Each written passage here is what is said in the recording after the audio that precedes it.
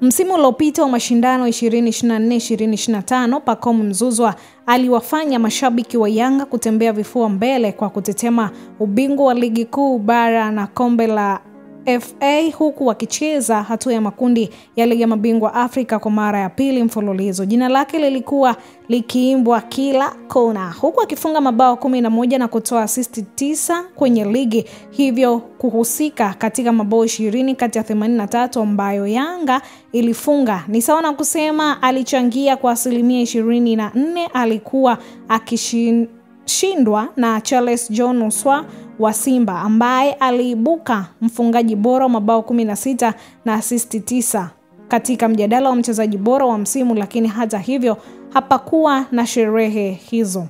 Wakati wa huu akionekana kuanza msimu kwa kupoa, nyota huyo wa kimataifa wa Ivory Coast ni kama ameanza alipoishia msimu uliopita na kuifanya Yanga kuanza msimu wa ngao ya jamii kutoka na mabao alofunga dhidi ya Simba Septemba 16, 2025 kwenye uwanja wa Benjamin Mkapa. Bao lake linaonyesha kidonda cha wekundu hao wa Msimbazi ambao waliochapwa nje ndani msimu uliopita kwa jumla mabao 3-0.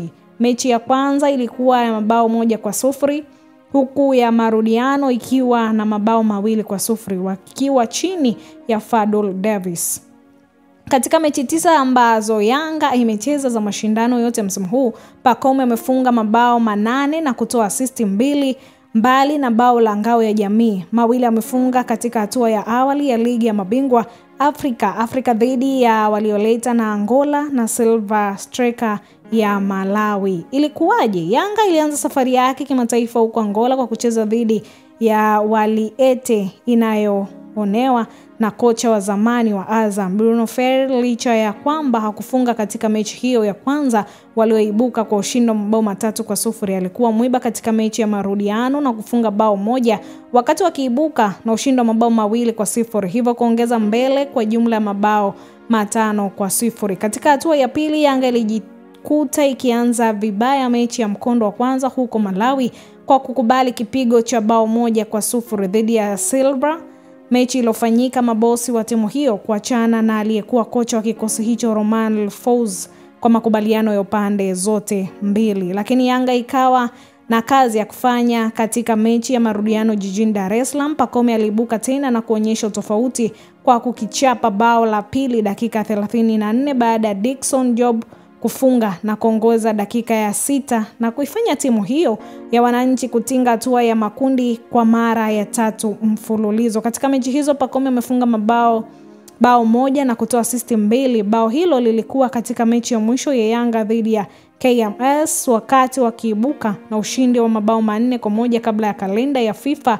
Pia katika mechi hiyo ambayo aliibuka mchezaji bora, alitoa pia kwa Max Nzingeli aliyefunga bao la kwanza kwa Yanga kwenye uwanja wa huo wa KMS Complex.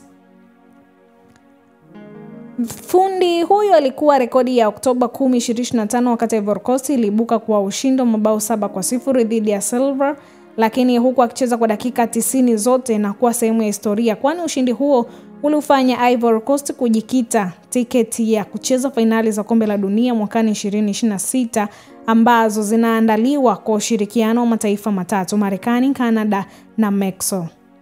Kibarua kilichopo, Pacome na wachezaji wenzake wa Yanga wana kibarua kizito msimu huu: moja, kutetea mataji yao ya ndani, pia kufanya vizuri katika hatua ya makundi ambayo msimu uliopita walichemka kwa kushindwa kuvuka hatua hiyo. Yanga ikiwa na Ravok ambaye kwa sasa yupo SR ya Algeria, msimu uliochemka katika robo finali ya michuano hiyo baada ya kumaliza hatua ya makundi A ikiwa na nafasi ya 3 ikiwa na pointi 3, pamoja na pungufu wa MS Algeria walioungana na Al Hilal ya Sudan kusonga mbele. Licha msimu huu kupangwa kwenye moja ya makundi magumu B sambamba na Al Hilal, Sfa na JS ina nafasi ya kufanya maajabu kutokana na uzoefu wa wachezaji wao katika michuano hiyo.